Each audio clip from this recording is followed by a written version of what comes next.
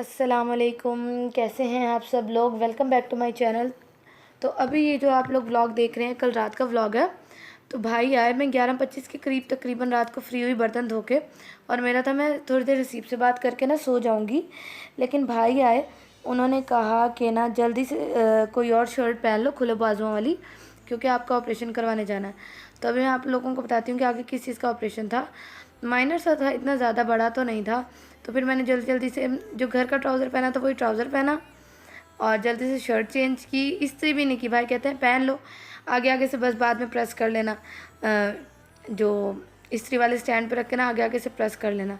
तो बस बाकी फिर मैंने ये शूज़ चेंज कर लिए हैं, और उसके बाद मैं चादर ले लूँगी बड़ी सारी वाइट।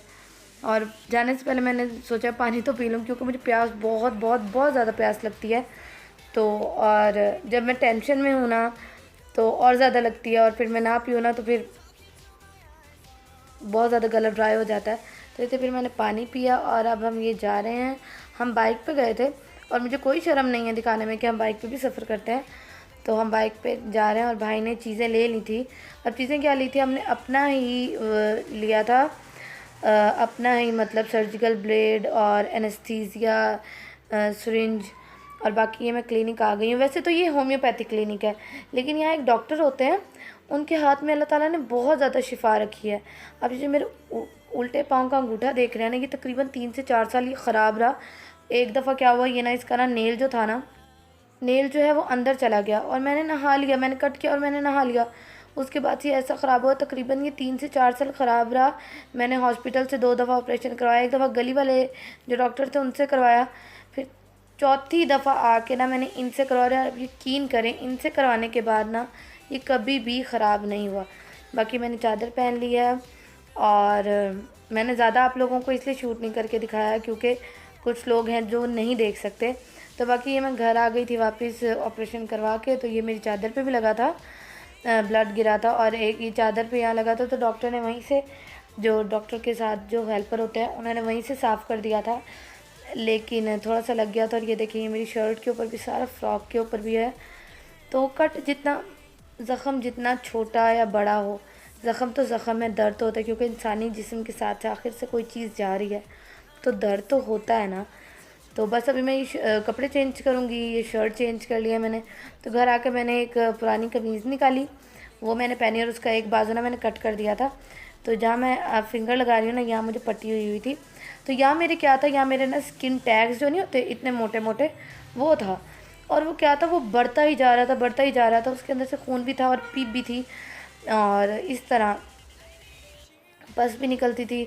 और उसके अंदर ना ज़ाहिर बात है बाजू पे था, तो अगर कमीज़ पहनती थी तो कोई धागा भी साथ लग जाता था ना, तो इतनी दर्द होती थी जिसकी हद नहीं।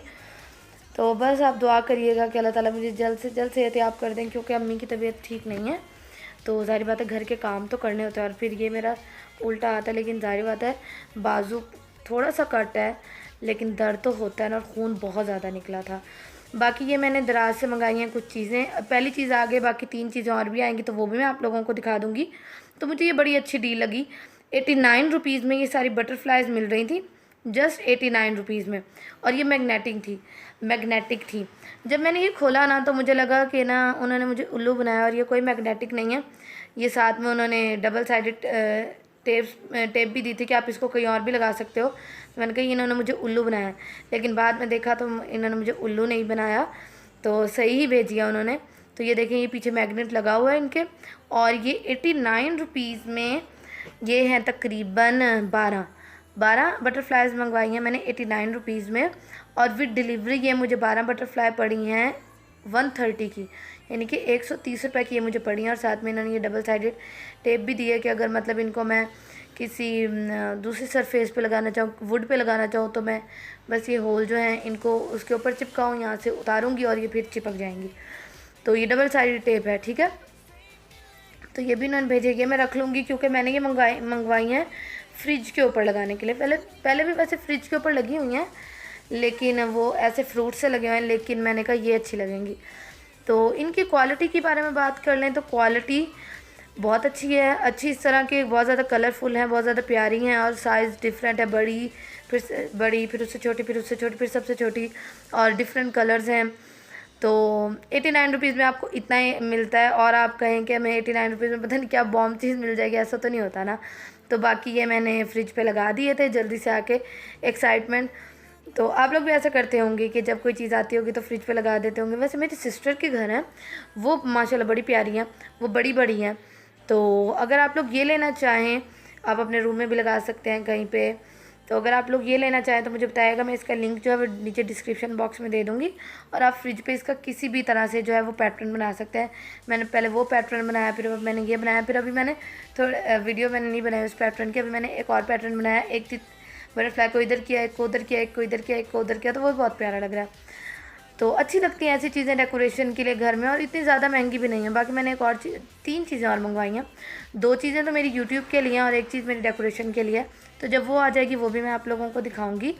तो बाकी अभी मैं उठी थी, तो उठने के बाद मैं लेट उठी थी, और मैं नहीं बताऊँगी कितने बजे उठी थी क्योंकि फिर कमेंट्स आना शुरू हो जाएंगे।